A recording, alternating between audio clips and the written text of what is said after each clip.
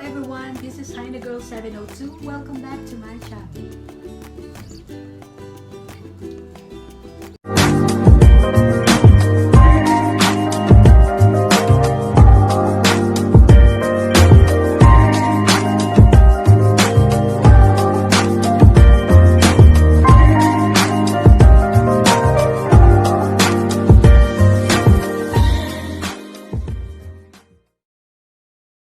Alright guys, kumusta naman po ang inyong mga Noche Buena kagabi? I'm sure nag-enjoy po kayo sa inyong mga salo-salo. Kahit na po may pandemic po tayo, at least kasama natin ang mga pamilya natin, okay? So ngayon po, yung second video na ipapakita ko sa inyo, yun po yung mga just a simple salad na Italian words daw is caprese. For my second video guys, this is Caprese salad. Ready? Lights, camera, action.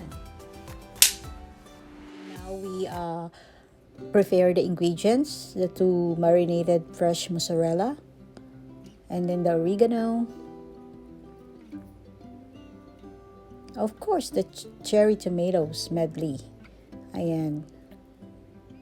Two marinate mozzarella, oregano, and the cherry tomato medley. So you have to mix all of the ingredients in one mixing bowl.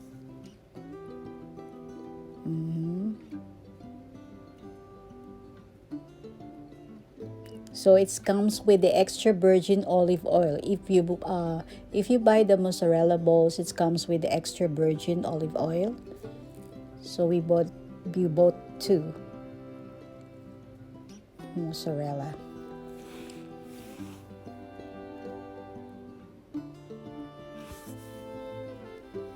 Diba?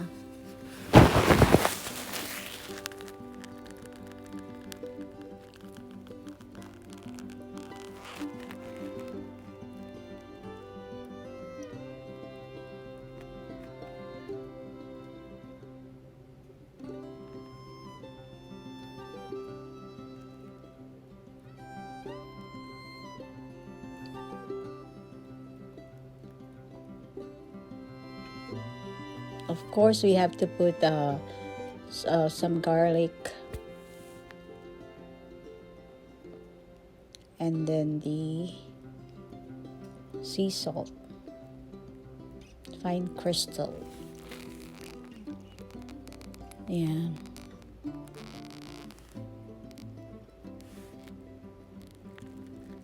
And then the oregano.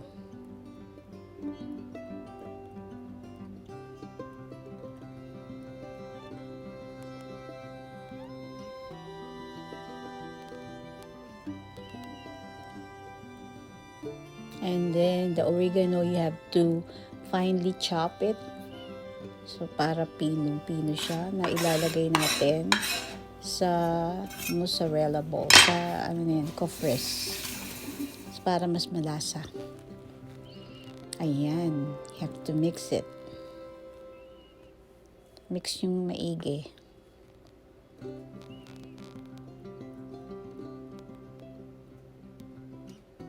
Okay.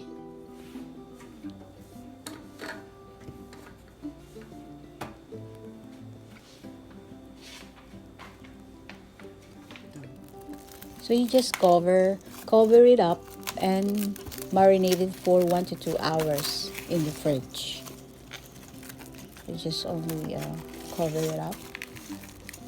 Kaya natin for 1 to 2 hours. So after that, pwede na natin siyang i-prepare kasi na-mix na siya, na-marinated na siya.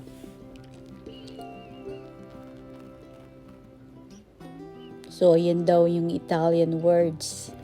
They call it caprese.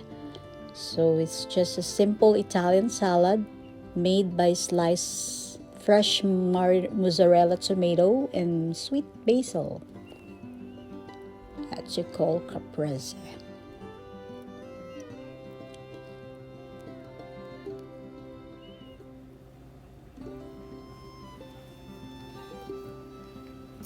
See, kahit ako kaya natin yan lahat.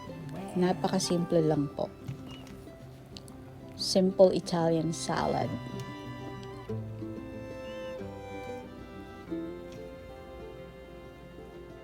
So, yan. So, pwede nating ilagay sa ibabaw yung tirang extra virgin olive oil para mas masarap. Yeah.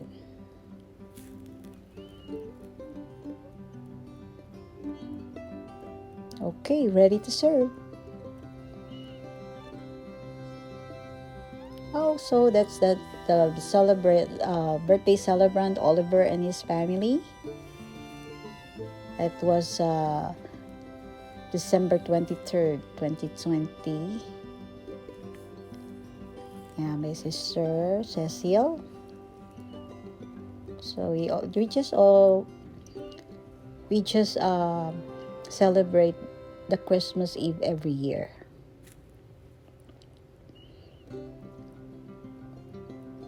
My family and my sister's family.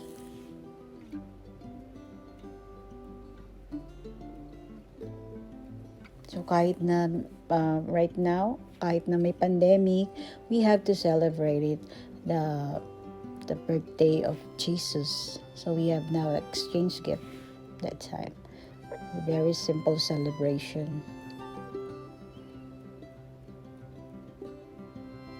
Yeah, my 2 daughters, and of course Ashley, daughter of my nephew. Yeah.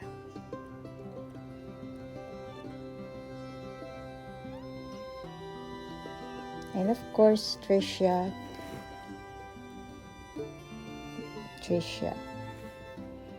Okay, I hope you enjoy it. Have a blessed Christmas Eve.